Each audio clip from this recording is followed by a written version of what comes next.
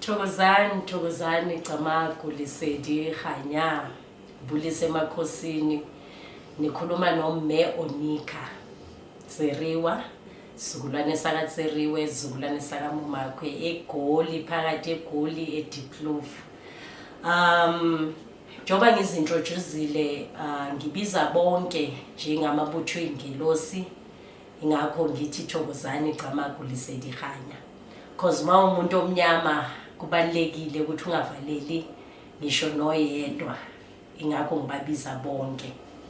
Thokozani, ngizokhuluma ngesithunywa, masithunywa classes lawa engiwaranayo, which is I need to explain to people ukuthi kuyenziwani, kuyenzakalani kahle hle. Abantu they believe ukuthi masikhuluma ngesithunywa sikhuluma bahlanganisa between ingelosi nesithunywa.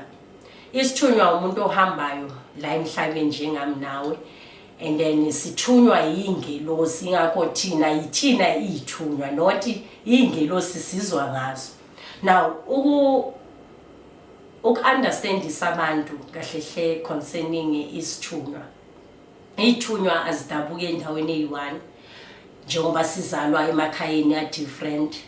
Nama assignment eyithunywa empilweni zethu ziza with different assignments empilweni zethu. Uthole omunye ingelosi mayiphakama kuyo kusuke kufanele kulungiswe nje impilo yasekhaya, mhlambe ekhaya kunomsindo, mhlambe ekhaya kunabantu bafa kabuhlungu bafela kuma ebusojeni, mhlawumbe bashiswa balahlelwe iganyeni. Ngaloko leso sithunywa sifuna ukuzophakamisa abantu abafana nalabo ukuthi bahlanjululwe. Kubuye futhi kube khona isithunywa ekudingakala kufanele sisebenze ngabantu ngokuthi sikhulekele abantu, silaphe abantu. Kube khona isithunywa esidinga nje esontweni ikukhethela inkonzo, ingakho uthola ukuthi omunye ingelosi yamkhipha kulesonto akulo. What is happening ukuthi kulelizwe lase South Africa kukhona abantu abagcoka ingubo zikamoya, izikhali zikamoya, amabhayi, yet they are not connected with the spiritual world. And ukungabi connected with the spiritual world, it means ukuthi you are not connected with your ancestors. Ingakho le sithunywa classes abantu bazibuza ukuthi kungani ngithatha konke cause abafani abantu. It's because of kule sithunywa class we activate ingelosi ephakathi kuwe. Activating ingelosi ephakathi kuwe, it's strictly about spiritual cleansing. Ingathi wonke umuntu angayazi lonto ukuthi kubaleke kangakanani ukuthi uthole spiritual cleansing. Ingakho ngibuye futhi ngihlambulule whether uyinyanga whether umprofite, ngizithatha zonke ngenxa yani yokuthi sisuke si-activate ingelosi ephakathi kuwe. Futhi asiwavikeli, singathi si-activate ingelosi kuchamuke ngisho nawo amadlozi la akhalayo afuneke ukuyenzelwa i-assignment ethize. Ngaloko asilivaleli idlozi elinjalo. Kungani yini into umbangelo engayenza ukuthi isithunywa singakhona ukuthi sibe activated ukuthi sixhumane nomnikazi izizukulu sakhona?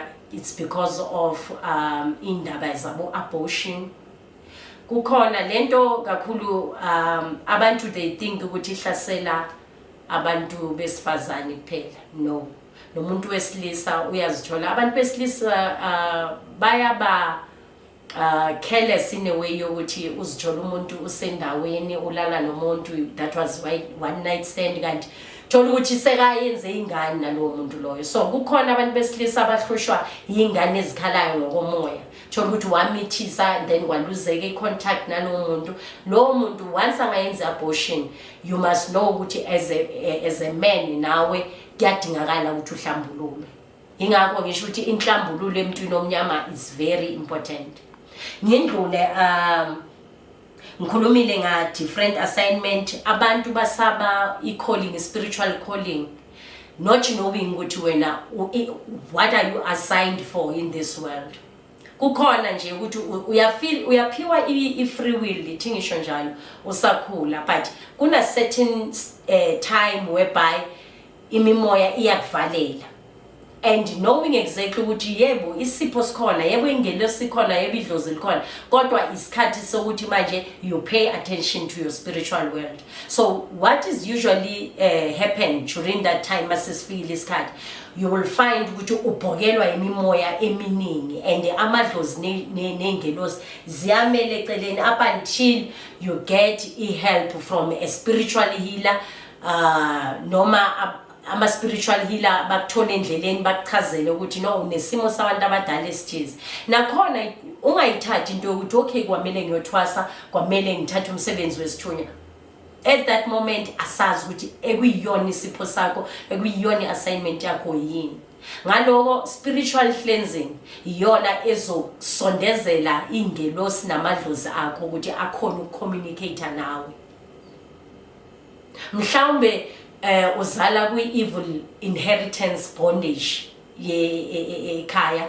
Kukhona abantu abakhula la ekhaya wakuthwele washona umuntu wayethwele, kukhona abantu abakhula phansi kwezilwane, kukhona abantu namhlanje abayuze imithi for amadoda ukuthi bashade, kanti no